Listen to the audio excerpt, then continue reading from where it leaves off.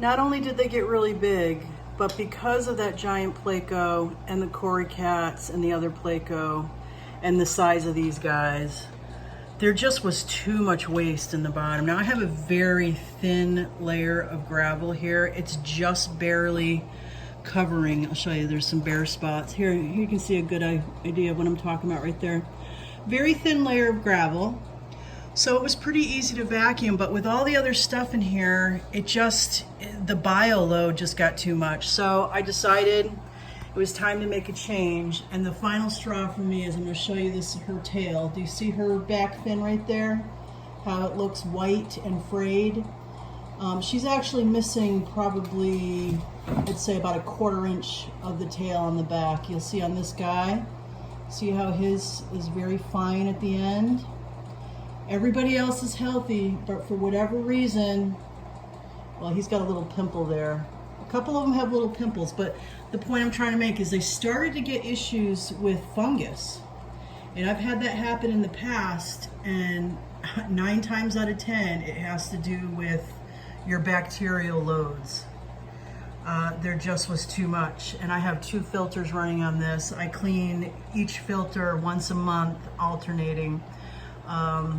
And I vacuum like religiously once a week. I do probably about a 75% water change once a week, and I age right here in this barrel over here, 55-gallon drum of aged heated water. I also use Safe. I used to use Prime, but it's a lot cheaper to use the concentrated product called Safe, so I've done that. And it works really well. But anyway, it doesn't work well if you have way too many fish in a small tank. Now, I have 5 discus. These are the same guys that you've watched me grow out over the years. But I mean, it's not a really good way to gauge the size of this fish right here has got to be 7+ inches. And if she comes face on, you're gonna see how wide she is. They're just big. I mean, they're really big. This is a 65-gallon tank, and they're not very active right now because they just had their breakfast, but you know, during the day, they'll use up this whole tank. There's like all this empty space over here nobody's even using. But it's nice now without all the decorations and whatnot. They have a lot more room, and it's super easier for me to clean. And it's funny, as soon as I got everything out of here, I re-cleaned my filters, made sure, well, I only did 1 because I wanted to leave a lot of the biology in the other ones so I wouldn't lose my biofilter. So I did 1 filter really good. I scrubbed the whole tank down, and I didn't remove these guys. I did all of that while they were in there. It was a big mess. But anyway, as soon as I got fresh water in here again, a couple days later, all the issues with, fungus on her tail started to clear up, and she's actually starting to get better. It's hard to tell, but because you're only seeing it right now, and it looks horrible, but it actually looks better than it did. And other than that, she looks really well. Now, why this one particular fish was hit harder than the rest, that we can only debate about that. It could have been her immune system was down a little bit from something else. It's just hard to tell. But everybody else is doing okay. It happens. Fungus can happen. You can go for years and everything's fine and dandy, and then it just can pop up. I mean, I thought I had a handle on cleaning, but it can build up. It can sneak up on you. And like I said, with that giant Pleco, he just was a poop machine. That guy would eat chunks of beef heart and just poop these giant poops. It's horrible to talk about, but it's true. The guy just was a beast. So now that he's out, the bottom is way cleaner. These guys will get another water change and vacuum this weekend, and I can already see like the difference is just amazing. Like, this stuff doesn't even look dirty. It's going to be so easy to keep clean now.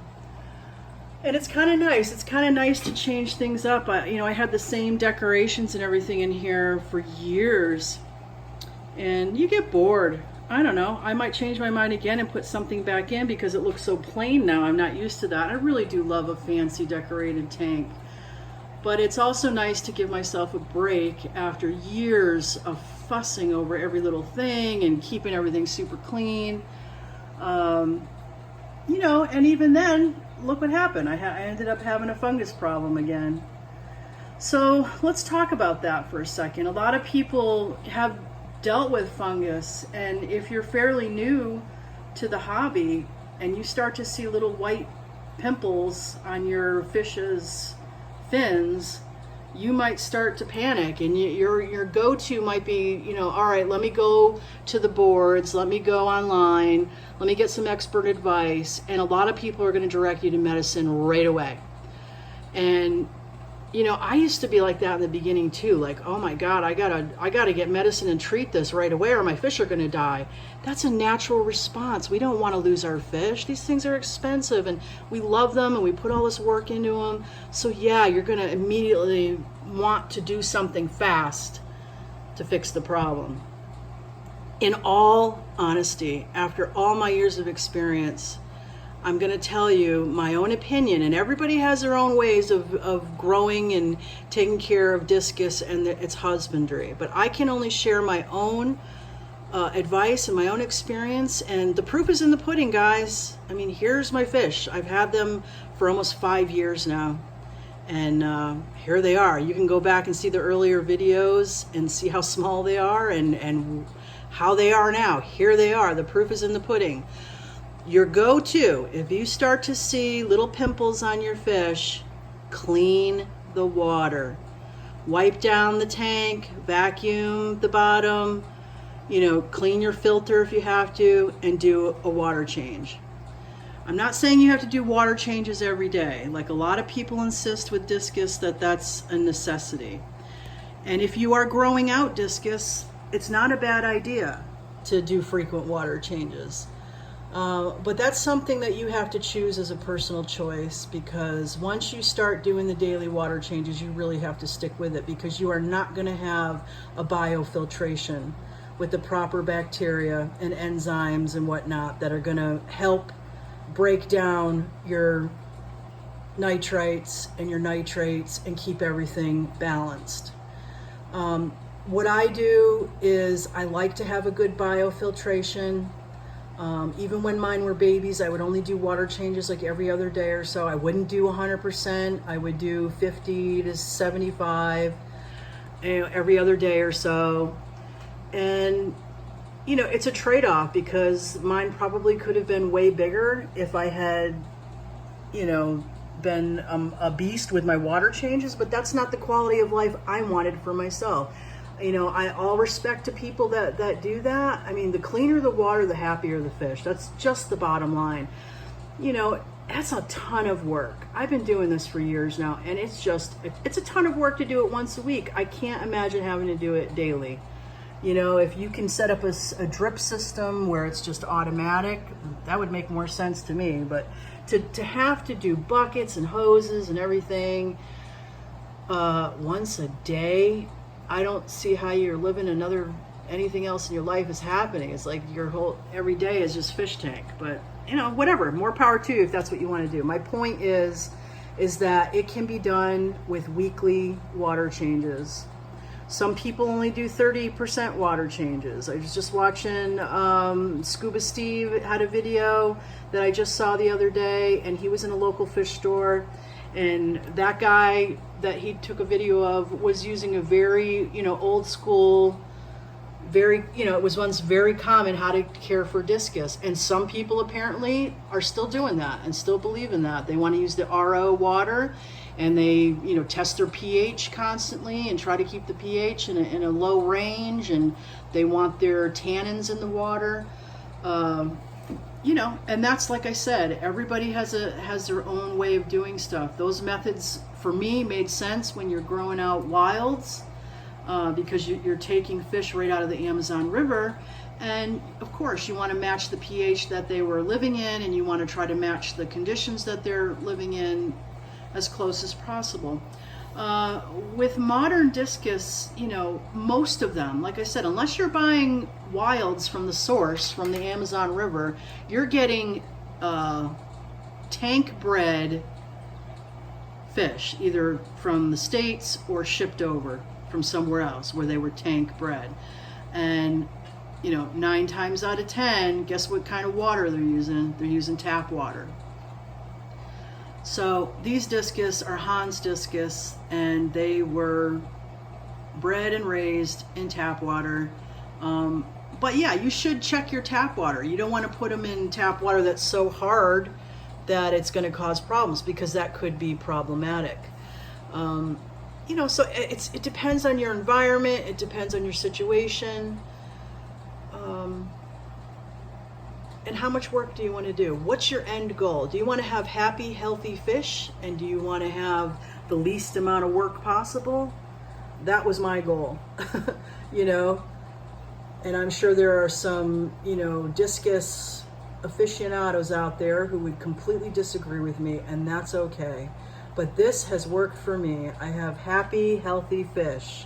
Yes, I had an issue with fungus, but like I said, I really believe that it was from the overstocking with my plecos that just got really big, and my cory cats, and it was just too much poop, too much bacterial overload. I've corrected that problem, and I'll keep you guys updated. I mean, if I continue to have an issue with fungus, there's clearly something else going on. You know, and that's a possibility. I mean, I might have to like break everything down and bleach everything. I doubt that's going to be the case. I've already seen, you know, we've turned the corner here, and you know, they're all starting to look good and clear up, and I don't suspect I'm going to have much of a problem with this. But anyway, I wanted to, you know, tell you guys that my fish are still alive and well. Here we go. Here they are. Here are the big fatties. And they're like just perfectly still for some reason right now. They're all watching me like, what the hell is she doing? Except for that guy in the back. He's still looking for food. But I hope your fish are doing well. And if you have any questions or comments or anything you'd like to see, go ahead and give me a shout. I love to read your comments. You know, even if you don't agree with me, that's fine. Like I said, we all have our own opinions and our own experiences. Look at that. Did you see that little bow? That's actually JoJo and her mate there. That's the couple that keep laying eggs repeatedly. So that was kind of neat to see. They still love each other. Yep. And now he's going to go to the other male and be like, get out of there. They like to have that corner to themselves. So let's look at this little fight going on here. We all know about the discus aggression. Nobody hurts each other though. But it can happen. I know. We've had plenty of videos on that, haven't we? All right, guys. So these are the discus in the new Baron discus tank, which is a lot easier to take care of. And I think the Pleco's happy over there. He's got plenty of algae in that tank, so he's a happy guy. And I figured he's going to get even bigger. So one day I might have to do a video of him hanging outside the top of the tank saying, feed me. It could happen. Anyway, take care, fish people, and I'll try to make more videos and keep you guys updated, and hope all is well. Bye-bye.